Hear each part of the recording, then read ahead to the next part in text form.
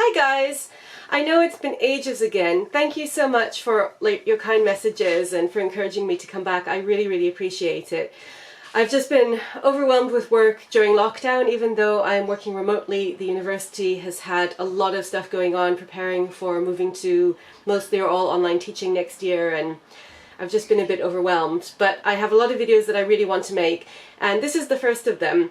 This is my new personal planner. I decided that for July I'm going to do something quite radical and switch out of my weeks, which I have been using for the past 5 years, I think, since 2016, as a personal planner, and I'm going to move into this meaty Paperblanks horizontal 18-month weekly planner, and I just wanted to do a walkthrough of it with you before I start setting it up.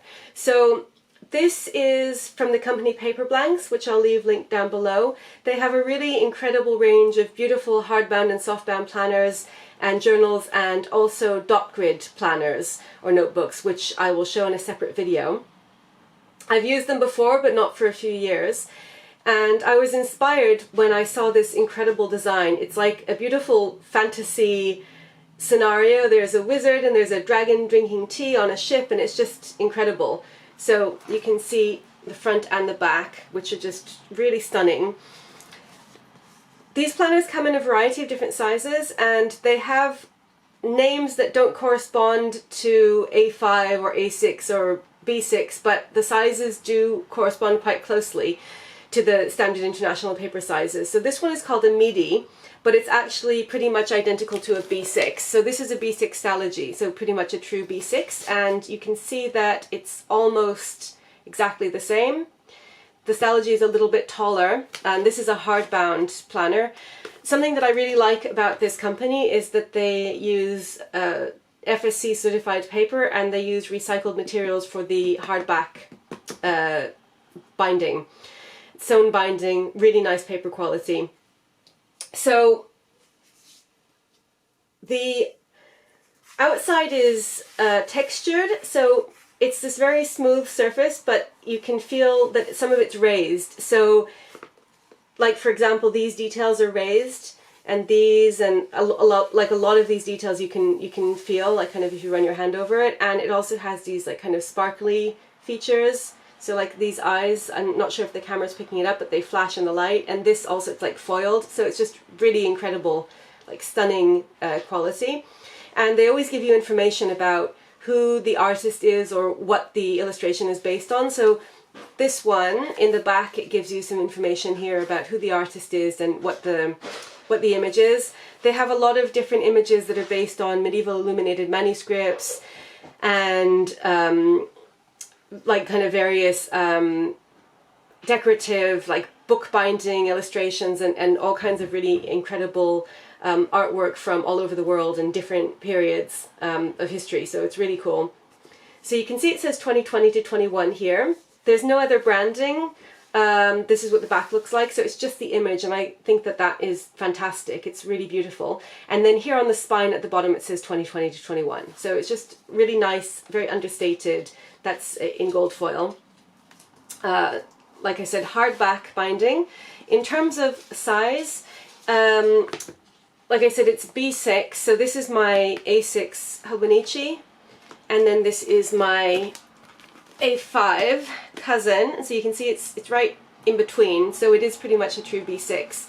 And they have a different array of planners in this size, so if you look for midi, you can choose the different layouts and the different illustrations that they have. And then they also have one that's called the Maxi, which seems to me closer to an A5, and Ultra, which is more like a B5. And they have, I think in some designs they have an A4. Not all of the designs are available in all the different sizes. And then they also have a mini, which is like a pocket size. It's smaller than A6. And I didn't order this. They sent this as a freebie along with my order. So I only ordered this, and it came with this, and I'm not sure why. I don't know if that's just a like time limited special offer or what. So I didn't choose this. They sent it, but this is the mini, so you can see how tiny it is. And anyway, so they have quite a range of sizes, and they also have softback and hardback options. So have a look at their website, and you can see all of the different illustrations and layouts that they have. So this is the inside cover. It's made out of this thick cardstock, and it says Paperblanks Day Planners. It's kind of like craft paper, I guess. And then here you have this like front page. So Paperblanks Diary 2020 to 21. They make 12-month planners and also 18-month planners, and the 18-month planners start at the beginning of July, and so I just decided to go for this. I was kind of having a planner dilemma, and I just decided to shake things up. So this is in a way my one book July, because I couldn't decide whether or how I would do one book July, and as the month kept, you know, kind of getting closer and closer, and I just still hadn't decided what I was going to do, all of a sudden I was just like, okay, this is it, new personal planner. And I'll talk about that a little bit after I set this up, I think, and do a comparison of why I switched over from my weeks and how I'm going to use this. So for now I'll just do the walkthrough, but I'd like to make another video soon where I kind of explain how I'm going to be using this. So it has a page here for name and phone number and in case of emergency. So the paper is kind of off-white, like an ivory. I'll just show it to you in comparison to my A6 Hobonichi English planner, so you can see the Hobonichi is quite white, and then this is a little bit more off-white, but not like super yellow. Let me just show you in comparison to the weeks. The weeks is a little bit more yellowy. I'm not sure how well you can see the difference in the camera, but it's a very faint off-white, and I think it's a really nice color. The paper quality is also fantastic. I'll show you a pen test in a minute, but it's acid-free and sustainable forest paper, like I mentioned, and it's not too thick. I would say it feels maybe similar to a Leuchtturm paper in thickness. It's not super thick, but it takes fountain pen really well. So I think it's either 80 or 90 JSM. So you then get a 2-yearly calendar spread. Starts on Monday, which I love, and it also has a legend for symbols that you get in the month-on-one page spreads that are coming up. So it lists the moon phases, which I think is really cool, and it also lists the first day of spring, the first day of autumn, the shortest day, the longest day. These planners also come in different languages, by the way. So this is the English or international one. There's also a German version, and there's a French version, an Italian version. So depending on where you live, you can choose one in the relevant language. And Mondays start, Sundays are in bold, and then the days that are not part of that month are in grey. So you get the whole of 2020 here, and then the whole of 2021, which is nice because this goes from July of 2020 to December of 2021, but you get both years there. And then we move on to the monthly spreads, and these are interesting. I haven't seen another planner that does this kind of layout for the monthly spread. So instead of a month on 2 pages, you get a month on 1 page, but it's landscape. So the boxes, you turn it this way, and the boxes are kind of, I guess, rectangular and a bit like kind of wider than they are tall. So it's kind of the opposite to the Moleskine, if you've seen their month on 1 page spread. It's kind of, theirs has a vertical layout, like a portrait layout. Anyway, so it starts in July, so July 2020, Monday starts. So because this is the international version, the English version is the international version, that's how they list it. It doesn't include any holidays on the monthly spreads, which I think is really nice. Instead, it has a list of international holidays at the back of the book, so you can add them into the monthly spread depending on what's relevant to you. You can see that as in the yearly spread, the days that are not part of the relevant month are grayed out, and all of the printing is kind of muted. It's not like really strong black printing. It's a little bit grayscale, I guess. Even though, like, I mean, I would say this is black and this is gray, and you can see that there are different headings that are like kind of in different kinds of grayscale, which I think is really nice as well. So you have 2 monthly spreads per 2-page spread, and that continues until December of 2021.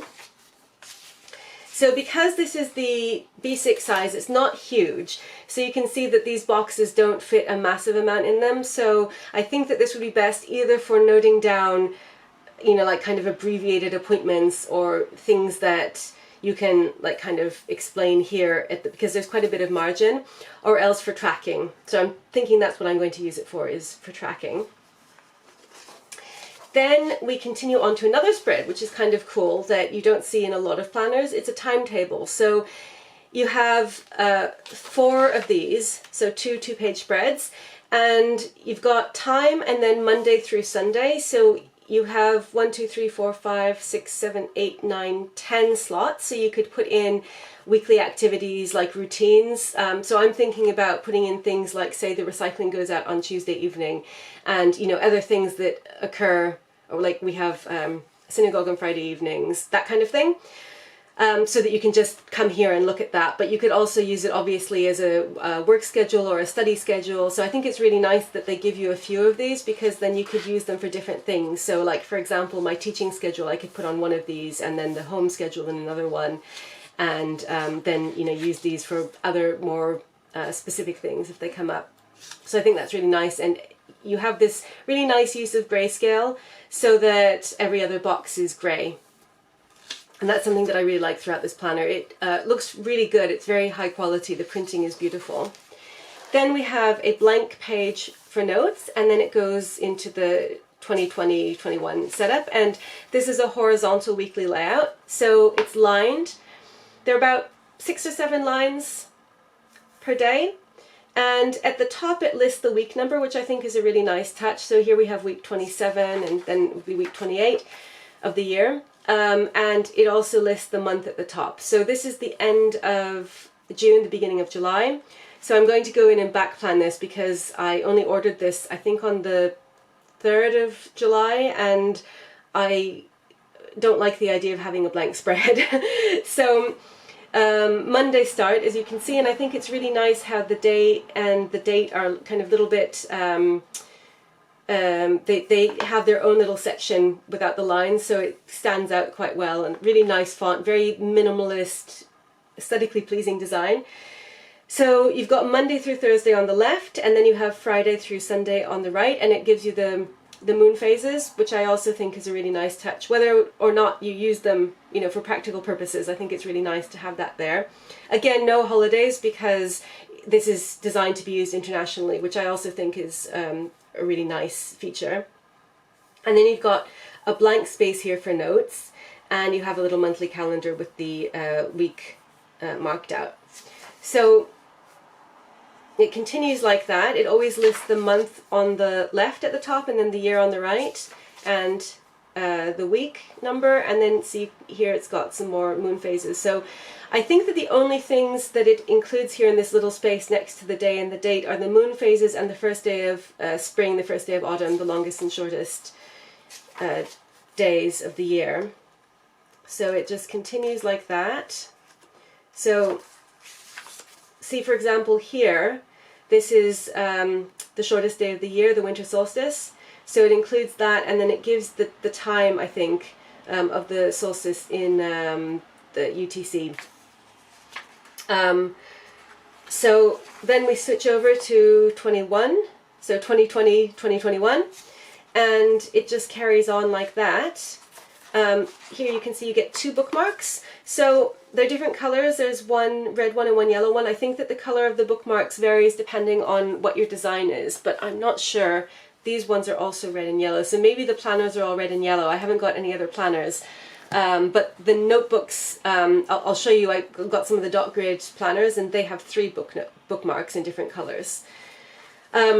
So it carries on like that until the end of December 2021. And like I mentioned, if you'd rather have a 12-month planner, you can wait until the autumn, and then they'll be releasing the 2021 12-month planners. But I wanted to start now. So then when we get to the end, you have this list of international holidays, and you can see it includes quite a lot of different countries. So from Algeria to Venezuela. So not all countries, but it has quite an extensive range, and it doesn't include religious holidays, but you can often work those out from looking at the country. So, like, you know, depending on like the you know, you can kind of work out, like, say it doesn't tell you what the holidays are, but you know, you can some like see this is like Christmas Day and Boxing Day, or like for me I use the Israel listing, because then I can like work out what the Jewish holidays are. Okay, and then once we go through those, so you've got 2020 and 2021 for that. And then it has a little yearly spread for 2022 and 2023, which I think is a fantastic feature that you don't see in very many planners, because this allows you to do quite a bit of forward planning if you need to. So there isn't really any space to write here, obviously, but there is a bit of space in between each month, so you can write notes if you've got an appointment that you need to make for the following year. I find that really helpful. Then we have international dialing codes, world time zones, which I like having at the end of the planner. So I've often complained in my videos about Moleskines that they put all this information at the beginning, and I kind of feel like it somehow it annoys me having it at the beginning of the planner, because I just want to go straight into the information that I'm going to be using a lot, you know, like the spreads themselves.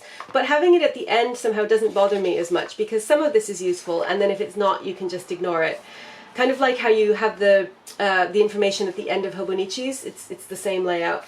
The temperature one I find useful, and then sometimes the measurements and the clothes sizes. Then it's got this one-page spread of travel planning, which I am not going to be using for the foreseeable future, and then birthdays and important dates. So I think it's quite nice having those, and you can obviously, you know, cover these up and use them for something else. Just having a little table here is quite nice. And then it has about 10 note pages, line note pages. So this is like the one thing I kind of wish that these were dot grid, because I love dot grid, but I would rather have them lined than blank, because I am a very, like, kind of, I end up writing crooked if I don't have any lines. So that goes until the end. Then you have one blank page, and then you've got the information here. And this is kind of cool because it tells you how this is available. So I think that it lists all of the different possibilities here. So this is available as a 13-month midi horizontal and an 18-month midi horizontal. And then, like I said, back here you get a little paragraph about this drawing and who the artist is, and I think that's really cool. So then it gives you this little notebook for addresses. Like the Leuchtturm, it's kind of comparable to that, but I think that this is really, it's a very pretty, nicely done one, and it includes email address and mobile number. So I normally use these for passwords, but I recently switched all of my passwords into a separate, like, bigger address book. So I'm not sure if I'll use this, but I think I might keep it in here if I get a new password. Like if I, you know, set up a new, become a member of something new, and I just want to write it down quickly, I think I'll put it in here. And then you have this back pocket, which is made out of the same kind of thick craft paper as the end pages and this notebook. So you can see, looks like here. This is also made out of the same paper, so it's not like reinforced. On some of these, like the Leuchtturm, I think these are reinforced, but this one isn't. So I'm not sure how well this will stand up to, you know, like kind of really intensive use, but I'm not planning to put a lot in here. Maybe some stickers though. And then it has a really nice heavy elastic band that you can use to close it. It doesn't come with a pen loop, so you could put a Leuchtturm or a Messel pen loop on here, but I am actually planning to use one of these. This is from Salty Katie, and it's the B6 size. I was using it for my B6 Stalogy, and so I'm just going to put it in here and use it like that, because I think I don't really want to put a pen loop on the side because it's so pretty. And then here is the back, and that's what it looks like closed. So this is just a really, really beautiful, very practical, nice sized horizontal planner. and I'm just going to use it for all of my personal planning, replacing my weeks. I'm still figuring out what I'm going to do with my weeks instead. So I'm not giving up on the weeks, but I'm thinking of using it for tracking and lists instead, and just keeping this for planning. And I am going to decorate this with stickers, but it will be kind of a hybrid between like just kind of some functional stickers and I'll write on the pages. So one last thing that I wanted to show you is the pen test. So I did a pen test in this little version because I didn't want to write anything in here yet and use up the notes pages. So the little version is exactly the same. It also has this little address book. It's really cute. I'm not sure what I'm going to do with this yet, but I did this pen test here. So these are all different fountain pens. So going from extra fine to medium, different kinds of inks. And you can see there is ghosting, but there's no bleed through. So, I mean, maybe a little bit here, but I think, I mean, this is like pretty good because these are the pens that I use all the time, so I'm quite happy with this. So what I'm going to do now is set this up, and I will come back and do another video of it when it's all set up, and I'll show you how I'm using it. So I hope that you enjoyed this. Thank you so much for watching and for bearing with me as I've been absent all of these months. I hope that wherever you are in the world that you're staying safe, and please take care, and I'll see you again soon. Bye!